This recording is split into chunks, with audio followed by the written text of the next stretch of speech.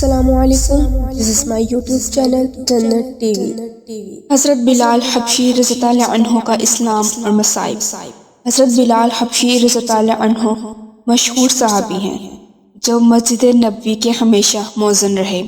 شروع میں ایک کافر کے غلام تھے. اسلام لے آنے کی وجہ سے ان کو طرح طرح کی تکلیفوں سے گزارا جاتا.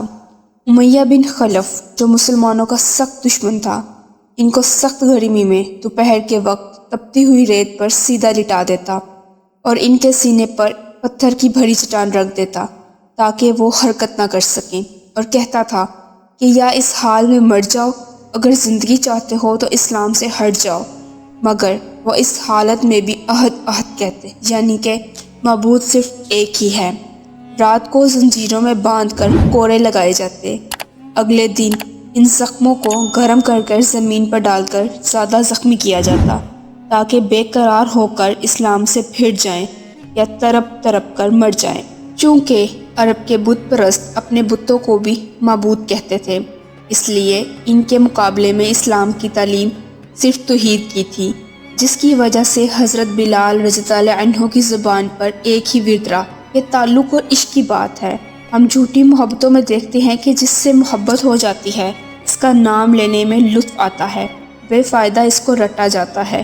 تو اللہ عز و جل کی محبت کا کیا کہنا جو دین اور دنیا دونوں جگہ پر ہمارے کام آنے والی ہے.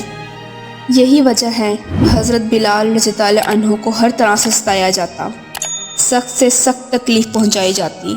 مکہ کے لڑکوں کے حوالے کر دیا جاتا کہ وہ ان کو گلی کوچوں میں چکر دیتے پھریں، اور یہ تھے کہ ایک ہی رٹ لگائے رہتے.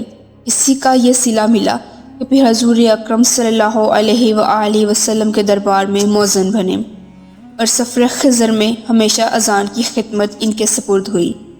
حضور اکرم صلی اللہ علیہ وآلہ وسلم کے وسائل کے بعد مدینہ طیبہ میں رہنا اور حضور اکرم صلی اللہ علیہ وآلہ وسلم کی جگہ کو خالی دیکھنا مشکل ہو گیا. اس لیے ارادہ کیا کہ اپنی زندگی جہاد میں گزار دیں گے، اس لیے جہاد میں شرکت کی نیت سے چل دیے. ایک عرصہ تک مدینہ منورہ لوٹ کر نہیں آئے.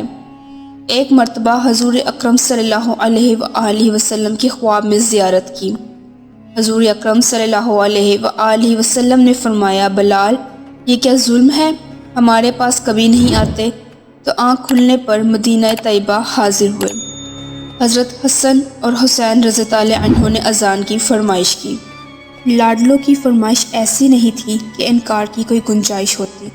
اذان کہنا شروع کی اور مدینہ میں حضور اکرم صلی اللہ علیہ وآلہ وسلم کے زمانے کی اذان کانوں میں پڑھ کر کہرام مچ گیا.